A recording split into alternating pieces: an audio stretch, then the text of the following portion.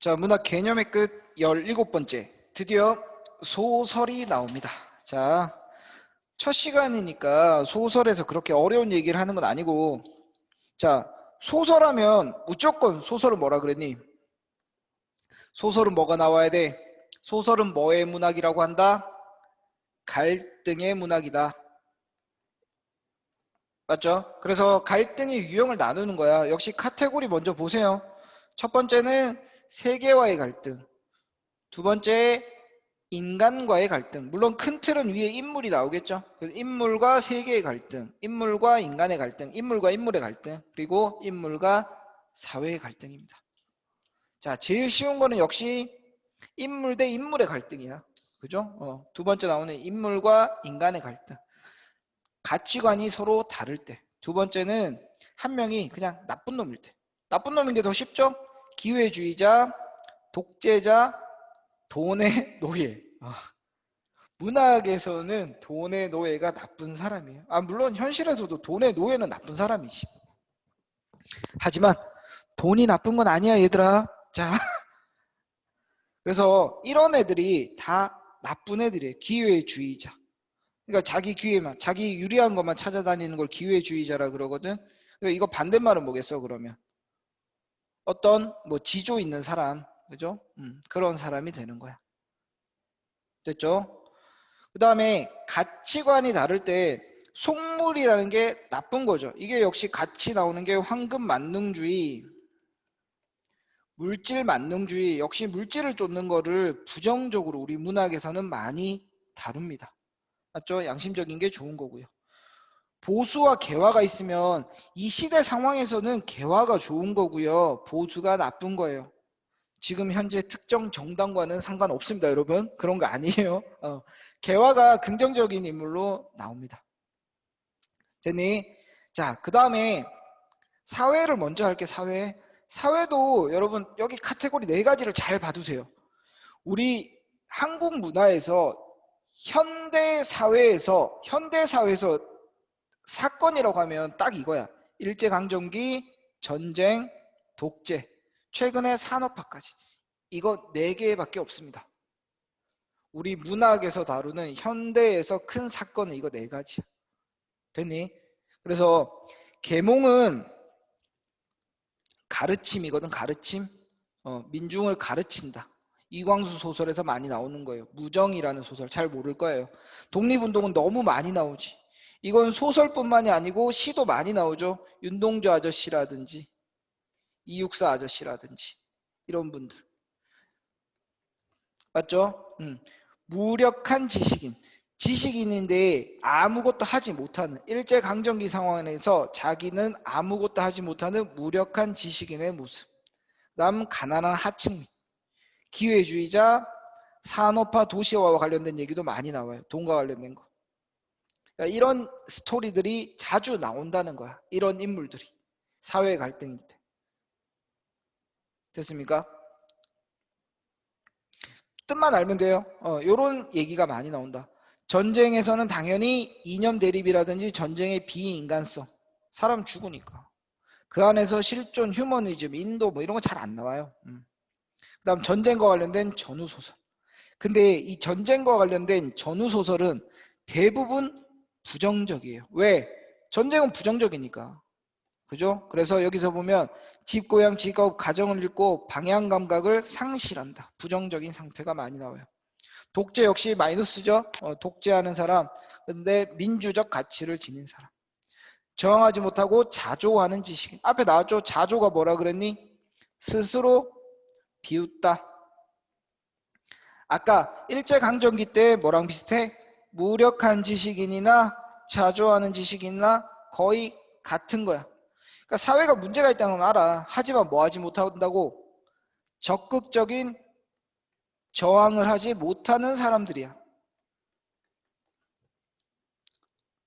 적극적으로 저항하지 못하니까 스스로 비웃는 거죠. 산업화는 우리 많이 나오는 게 인간 소외, 뭐죠? 외로움 뭐 이런 거 나오고요. 나 아파트 재개발. 대표적인 게 뭐야? 우리 알잖아요. 우리 집 부수고 집 짓는 소설. 난장이가 쏘아올린 작은 공, 난쏘공. 시도 있어요. 시는 성북동 비둘기. 이런 게 대표적입니다. 처음 들어보는 친구들은 앞으로 만나게 될 거예요. 빈부격차, 특히 농민들, 노동자들이 부정적 상황에 처합니다. 이 인물들이 부정적이란 게 아니라 상황이 부정적이란 거예요. 착각하지 마세요. 전통 문화가 소멸된다. 이런 얘기들도 산업화 시대에는 나와요. 그러니까 이런 스토리들이 많다는 거야. 인물과 사회의 갈등에서는. 됐니? 자, 마지막으로 하나 남은 게 세계죠. 우리 문학에서 말하는 세계는 세계 여러 나라를 의미하는 것이 아니라 인물을 둘러싼 모든 것이야. 인물을 둘러싸고 있는 모든 것입니다. 그래서 인간의 힘으로 극복할 수 없는 어떤 것, 인간의 힘으로 극복 안 되는 것. 그냥 대표적인 게 이거예요. 사실은 이것만 아셔도 돼요. 세계와의 갈등하면 운명 생각하시면 되고요. 역시 대표적인 소설이 영마입니다. 영마. 영마가 뭐니? 떠돌아다니는 운명을 가지고 있는 걸 영마라고 하거든. 그래서 이 영마의 주인공은 아버지가 떠돌이 중이었나? 중이고요. 할아버지는 남사당패, 옛날 광대였어. 그러니까 그 피를 물려받아서 주인공도 결국 마지막에 떠돌이 인생을 살 수밖에 없다 하는 운명을 벗어나지 못하는 스토리야. 얘가 주인공이 마지막에 엄마한테 엄마 나 엿판 하나 맞춰줘 그러고 엿장수가 된다고. 뭐 그런 얘기들이 있습니다. 그러니까 성장 소설이나 어머니의 사랑 뭐 이런 것도 전부 다 세계와의 갈등으로 넣어놨는데 크게 중요하진 않아요. 이것만 기억하시면 돼요. 됐죠? 그래서 갈등의 유형 끝났고요. 그 다음 인물을 정리하자. 긍정적인 태도를 가진 애 독립운동가 당연하죠. 태도, 지사적 태도 이런 게 대표적인 독립운동. 민중을 깨우치게 해주는 계몽과 긍정. 민주화 당연하죠. 지식인 당연합니다. 사회적인 약자들도 긍정적 인물로 나와요. 약자가 되게 나쁜 놈이고 이런 게 잘 없어요. 그래서 최근에 영화 또 샌다 그죠? 그 봉준호 감독의 영화 있잖아요. 그게 그래서 지금까지 일반적으로 왜 가난한 사람은 뭔가 항상 착하고 부자들은 나쁘고 이런 스토리가 많았는데 그 영화에서는 조금 달랐잖아. 기생충에서는. 그래서 되게 찬사를 받고 그랬는데 아무튼 우리 문학에서 우리가 교과서에서 만나는 문학에서 약자들은 긍정적인 인물로 많이 나옵니다. 자, 왜 나쁜 거 먼저 볼게요. 그럼 부정애들 배금주의. 아까 계속 나왔죠. 돈의 노예. 같은 말 뭐라고 했니? 더 쉬운 말로 하면 황금 만능주의. 물질 만능주의 이런 말을 써. 좀 어려운 말로는 배금주의라고 합니다.